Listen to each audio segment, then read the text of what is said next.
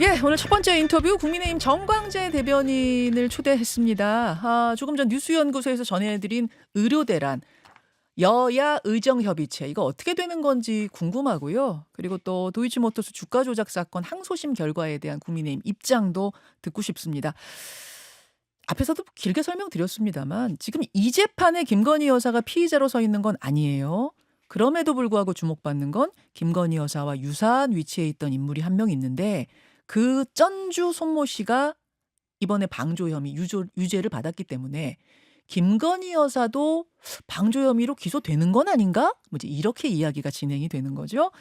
자, 정광재 대변인 만나겠습니다. 어서 오십시오. 네, 안녕하세요. 초대해 주셔서 고맙습니다. 오늘 뉴스쇼 스튜디오 첫 출연이신데 네. 쉬운 질문이 하나도 없습니다. 제가 지난해 10월에 국민의힘 대변인을 처음 맡았는데 네. 그때 이후로 항상 국민의힘 대변인은 어려운 자리더라고요. 집권 여당의 대변인이란 자리가 네. 야당은 상당히 뭐 여러 의혹들을 자유롭게 좀 제기할 수 있는 반면에 이런 의혹들을 증명해내는 것은 더 어려운 상황이어서 예. 하여튼 어려운 일이지만 열심히 답변해 드리겠습니다.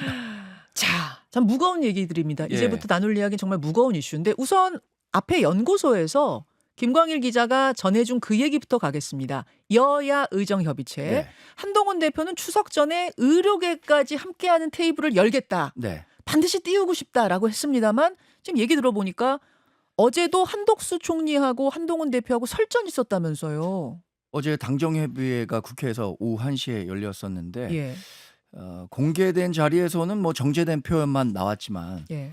비공개 자리에서는 조금 더 격론이 오간 것은 사실이죠. 한동훈 대표는 2025년 증원 문제와 관련해서도 예. 조금 더 전향적으로 검토해야 하는 것 아니냐는 취지의 말씀을 하셨고 그렇게 한덕수, 말씀하신 네. 이유는 그러니까 그래야만 일단 테이블이 열리니까. 그렇죠. 그만큼 그 지금의 상황이 절박하다. 뭐 그분 표현을 빌자면 녹록지 않다 상황이.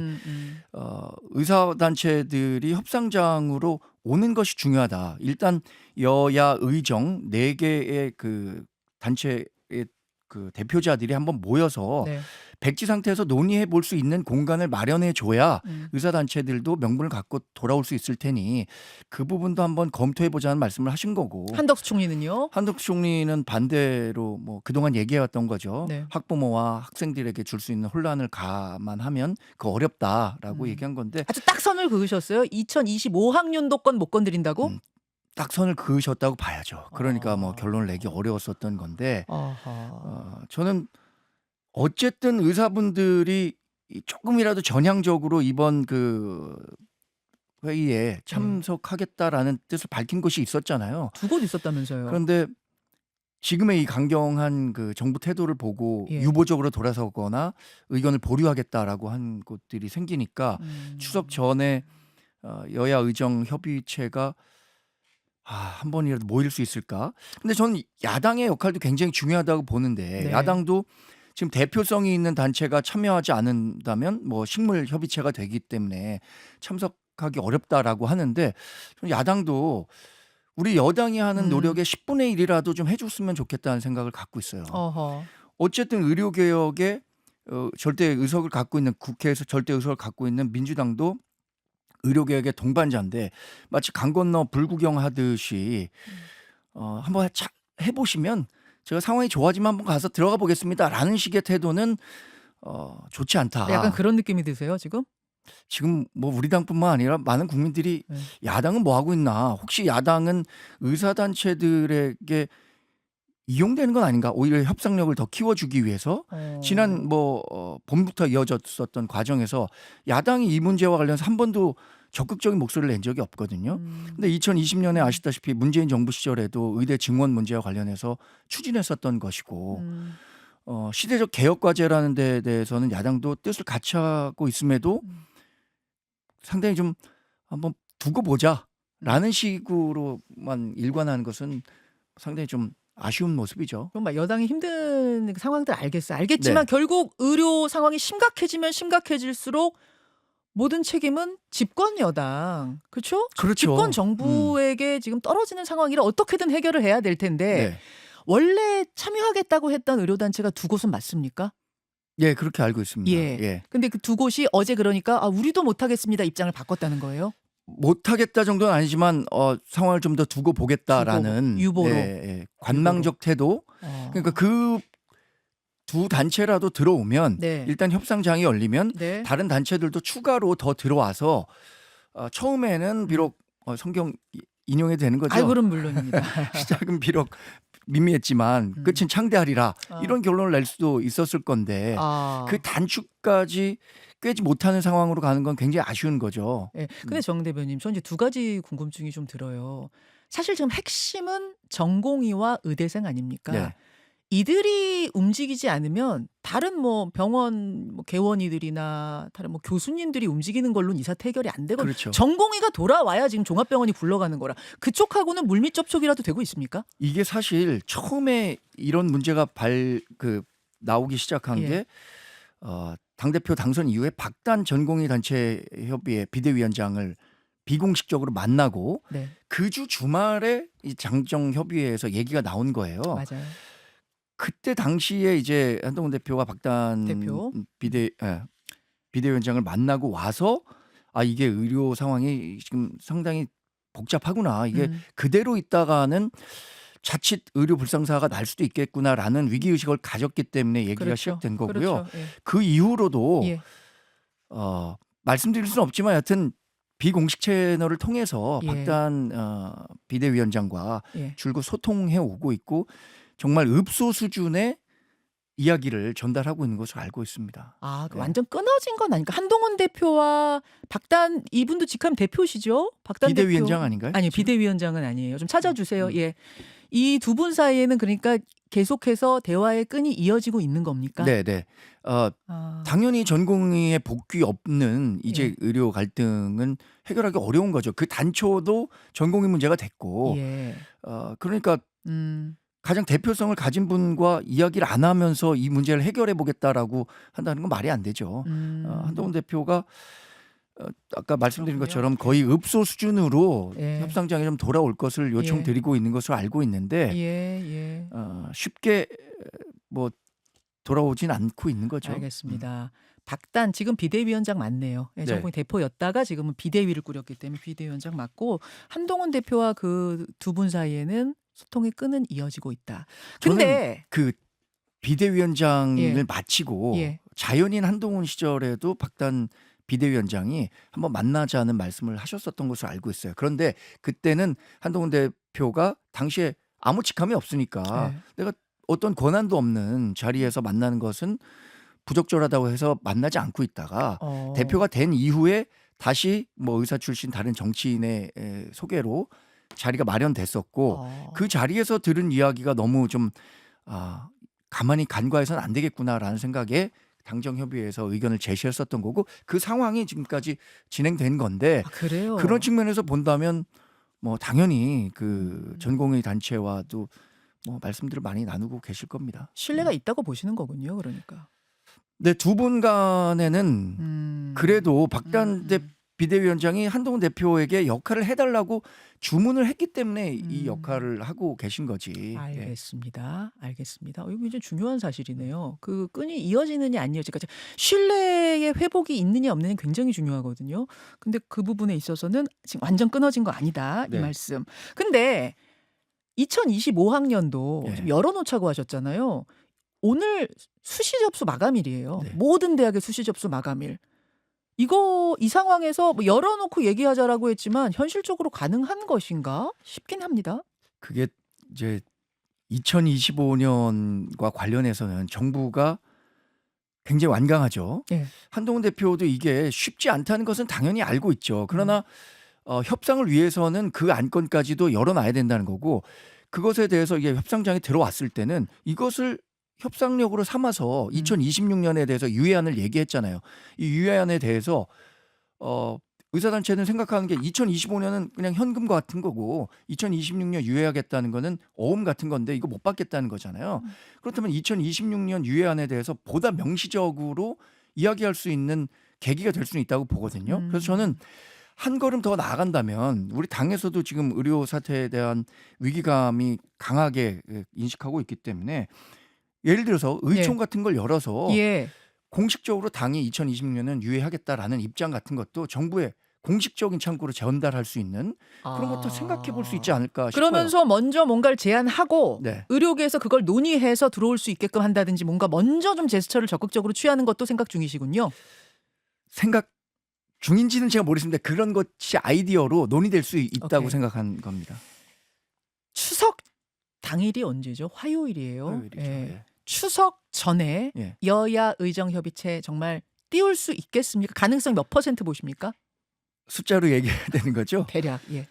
10% 아래로 봅니다.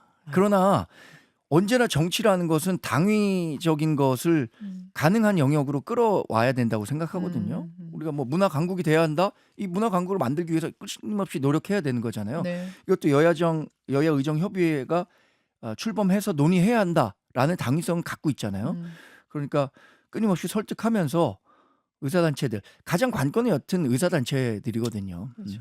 그 수시는 이미 모집이 끝났으니까 끝났고 정시 인원을 줄이는 방법 혹은 그 다음 해로 넘기는 방법으로 뭐 이렇게 할 수도 있어요? 조정할 수 있어요? 그렇게 열려 있는 게 아니라면 진짜 열려 있다는 말을 믿고 의료계가 들어올까 싶네요. 그거는 저는 2026년은 충분히 논의할 수 있을 거라고 생각하는데 2025년을 지금 건드린 것은 일단 의사단체분들에게 어떤 협상에 명분을 주기 위한 과정은 될 수 있지만 현실적으로 가능할까에 대해서는 의문입니다. 그럼 열려 있다고 해도 이게 과연 열려 있는 것인가 또 이렇게 꼬리를 물게 되긴 아마 그 부분 하는데. 때문에 의사단체분들도 섣불리 참여하지 않는 걸로 알고 있습니다. 알겠습니다. 10% 이하로 조금은 좀 부정적으로 비관적으로 바라보고 계시는 상황이네요. 상황 확인했고요. 이제 어제 나온 2심 재판의 결과 분석으로 좀 들어가겠습니다. 어제 도이치모터스 주가 조작 사건 2심 선고가 내려졌습니다. 일단 이 판결에 대한 국민의힘의 입장은 어떻습니까? 일단 공식 논평을 내지도 않았고요. 뭐 누구도 선뜻 뭐 이야기를 하지 않았지만 제가 구두 논평 정도로는 기자분들에게 이렇게 설명했어요. 법원이 법리에 따라서 정당한 판결을 내렸을 것이기 때문에 법원 판결은 존중한다. 사실 법원은 사회적 갈등을 마무리하는 어떤 그 계기가 될 수도 있기 때문에 법원 판단을 당연히 존중하지만 다만 이 김건희 여사와 관련한 것은 전주 손 씨와는 사안의 성격이 다를 수도 있기 때문에 수사 당국에서 적절한 수사를 하고 그것이 기소 사안인지 불기소 사안인지를 평가한 이후에 기소된다면 다시 법원의 판결을 기다려봐야 할 것이다. 이런 정도의 말씀을 드렸습니다. 그러니까 지금 전주 어제 방조 혐의 유죄 판결 받은 전주 손 씨하고 김건희 여사는 뭐가 같으냐 뭐가 다르냐 이건 건데 네네. 일단 이런 부분은 같아요. 주가 조작에 자신의 계좌가 활용된 사람이 이 손 씨거든요. 네. 근데 김건희 여사 역시 자신의 계좌가 이 작전에 활용이 됐습니다. 네. 주가 조작에 활용이 됐습니다. 근데 어제 법원은 손 씨 보니까 이거 작전에 쓰이는 거 알고 있었네. 그러니까 방조야. 네. 그럼 김 여사도 알았던 거 아니냐? 진짜 끝까지 몰랐느냐? 이게 핵심 아니겠습니까? 네네. 검찰은 계속 그랬어요. 아니 왜 김건희 여사 수사는 마무리 안 짓습니까? 이렇게 질문하면 이번 판결 보고 네. 전주 손 씨 어떻게 되는지 보고서 방침 정하겠다 이랬는데 지금 전주 손 씨가 유죄가 나서 네. 이렇게 되면 김 여사도 유죄 쪽으로 그러니까 기소 쪽으로 방향 잡는 거 아니에요? 저는 검찰이 기소할 가능성은 과거보다는 훨씬 커졌다고 생각합니다. 당연히. 예. 그런데 이게 제가 한번 곰곰이 생각해 봤는데 예. 전체 집합과 부분 집합 우리 배우잖아요. 수학에. 배우죠. 이 손 씨가 전체 집합이었다면 그 김건희 여사는 부분 집합이었어서 사안의 성격이 그렇습니까? 그러니까 김건희 여사가 공모 여부가 확실하냐. 그러니까 공모 여부가 확인되려면 첫 번째는 그게 주가 조작이 있었다는 사실을 알아야 되고 두 번째는 자신의 계좌가 주가 조작에 활용되고 있어야 한다는 점을 인지했어야 하는데 예.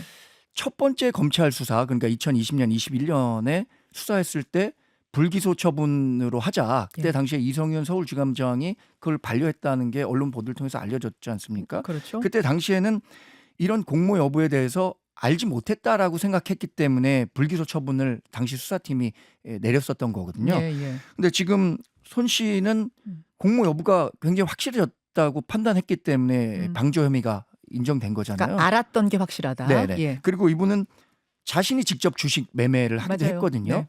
또 주식의 전업 투자자 성격의 주식 투자 관련해서 굉장히 전문성을 갖고 있었기 때문에 이것은 충분히 방조로 볼 만한 정황이 있다라고 법원이 판결했지만 예. 김건희 여사는 주식 투자와 관련해서 자신의 계좌가 활용된 건 알겠지만 내가 그 과정에서 주가 조작이 있었다는 것은 알지 못했다는 주장을 하고 있기 때문에 이 부분은 검찰이 어떤 더 다른 그 객관적 증거를 통해서 기소할 수 있다면 기소해야겠죠.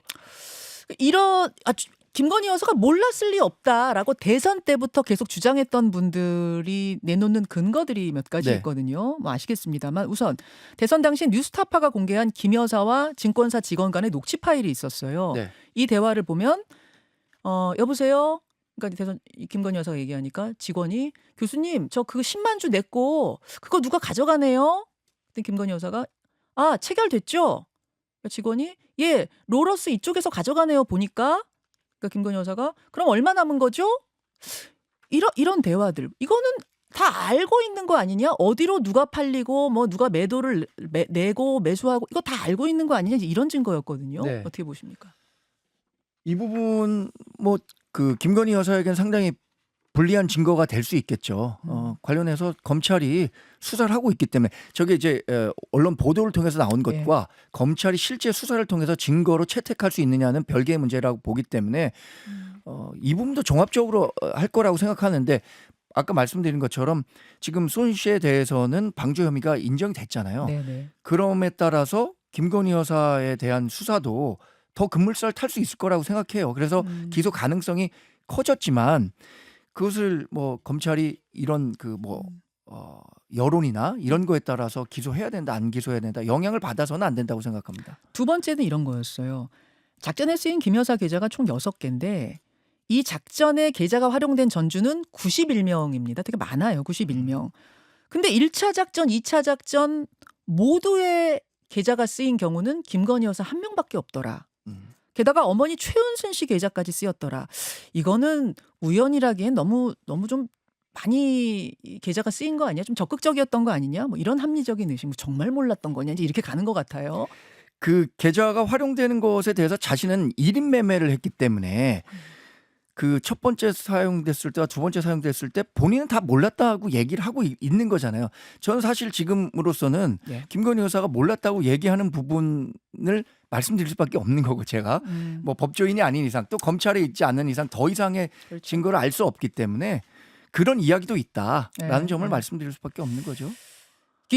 뭐 나중에 재판에 가가지고는 무죄가 나올지언정 일단 이 정도 되면은 검찰 입장에선 기소를 할 수밖에 없는 거 아니냐라는 저 관측들이 나오더라고요. 그런 관측들이 나오고 있다는 것도 알고 있고요. 그 가능성이 커졌다는 말씀도 제가 드리는 겁니다. 그래서 법원에 가서 손 씨 같은 경우에는 훨씬 지금으로서 우리가 알고 있는 바는 손 씨가 훨씬 더 가담 범위나 방조 혐의가 짙기 때문에 집행유예형을 받은 거잖아요. 알겠습니다. 법적으로 갔을 때 이제 이런 상황에서 김건희 여사가 지금 공개 행보를 시작을 했어요. 뭐 자살 예방의 날 캠페인도 하시고 뭐 추석 인사 혹은 해외 순방도 같이 동행하고 이런 것들에 대한 좀 비판 여론이 있다는 건 알고 계실 거예요. 특히 대선 때 아내 역할에만 충실하겠습니다라고 했던 약속이 있는 상황에서 이런 행보가 과연 맞는가? 어떻게 보십니까?